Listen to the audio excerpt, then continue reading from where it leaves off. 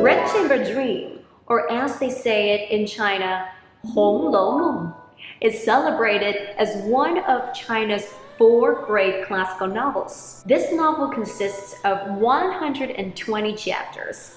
It was written in the 18th century during the Qing dynasty by Cao Xueqin, whom in my mind, let me put it this way. If I could ever master lucid dreaming or dream yoga one day, my first wish would be to have a dream date with Cao Xueqin.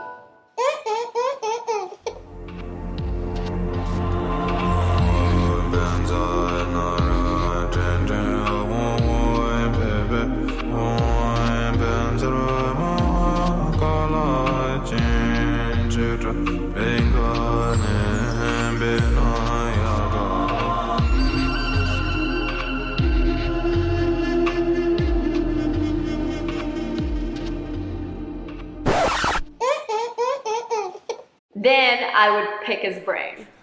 I have been obsessed with Redchamberdream since forever.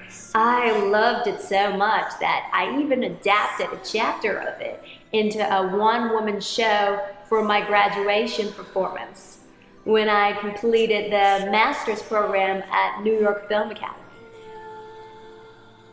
I did so much research on this novel, and out of my utter admiration for this author, I created my own version of a crucial character in the novel, the monetary vision fairy. And I crafted this beautiful love story that was not written in the book, by the way, between the main character preciousjade and monetary vision fairy. I went all out with a flamboyant costume, and I made the fairy headpiece from scratch. And I got a well-known German actor to do the voiceover of preciousjade, whom I was conversing with during certain parts of my performance. Who is she? And where did she come from? I can't remember. I can't remember. My heart breaks at sight of her. She is beautiful. Her eyes, her smile, so familiar. Beautiful creature, speak to me. Who are you? So, this novel is deeply rooted in Buddhist beliefs. I mean, I thought it was simply just a love story when I was a kid, but of course, it's way deeper than that. It's actually a story about renouncing worldly attachments. People may only find true enlightenment when they realize that the world they live in is just a dream. What? The novel revolves around this guy called preciousjade. Let's call him PJ for now. So, besides being extremely popular around women, PJ is no ordinary dude. That's right, fantasy fans out there. He's of supernatural origin. So hot. In Redchamberdream, PJ was one of the mythical stones goddess Nuwa created to repair the walls of heaven. Oh, and by the way, goddess Nuwa, half snake, half woman, so hot too. So, PJ was the one extra rock that Nuwa didn't end up using to finish her job.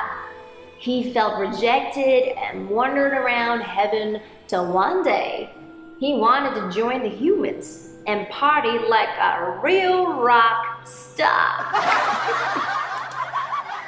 So, technically, he chose his own fall, down to the world of mortals, and he chased after all the same pleasures and happiness as humans chase after. PJ during his time up there in the heavenly realm, in his eternal form, symbolizes Tathagata Garbha, which is the Buddha essence, Buddha nature, within all sentient beings, eternal and immortal. Buddha nature itself is immaculate, but has the potential to be defiled.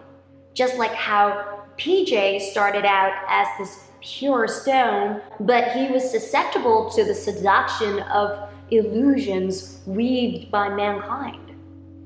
His fascination with sensual desires grew violently, and as soon as he fell into the dusty world, he was defiled. No? And down in the dusty world, which is where I am sitting right now, okay, PJ, who represents Buddha nature, experienced the joys and sorrows of mortals and suffered through countless heartbreaks and losses. He eventually decided that becoming a monk was the only path for him to return home, back to the true nature of himself, Tathagata Garbha. Hence, he renounced all his worldly attachments. Game over. And there you go. What I thought was just a love story is really a story about enlightenment. Some may argue that there are other philosophies or beliefs in the novel. Well, instead of getting into a debate with them, I'd rather have a lucid dream and ask Cao Xueqing himself. Where am I? Am I dreaming? Where am I? Who are you? Who are you?